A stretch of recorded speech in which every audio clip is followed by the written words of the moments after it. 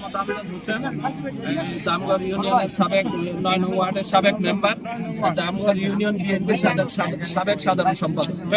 একটা ফ্ল্যাটের ভাড়া হয় গিয়া ১৫,০০০ টাকা, শহরের একটা ফ্ল্যাটের ভাড়া হয় গিয়া ৫০,০০০ টাকা।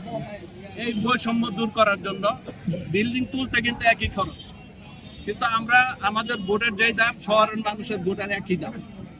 পাশাপাশি আমরা কিন্তু ওই শহরের মূল্যায়নটা আমরা পাচ্ছি না। তা আমি অ্যাডভোকেট আবুল কালাম সাহেবের প্রতি আমার দাবি, জনগণের বন্দরের মানুষের এই চাহিদা অনুযায়ী নারায়ণগঞ্জ শহরকে, এই বন্দরকে নারায়ণগঞ্জ শহরে রূপান্তরিত করতে হবে। সবাই ইনশাআল্লাহ আমরা সহযোগিতা করব। কালাম সাহেব আপনারা জানেন একজন বিচক্ষণ লোক, উনি একজন বিচক্ষণ এই কর্মী, কাজের লোক।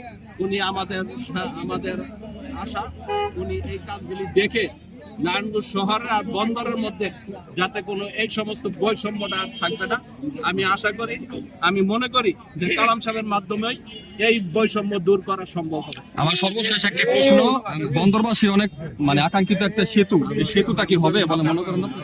বন্দরের এই সেতু কালাম সাহেব কিন্তু ৯১ সালে, আপনারা জানেন ৯১ সালে কিন্তু এটা পদক্ষেপ নিয়েছে।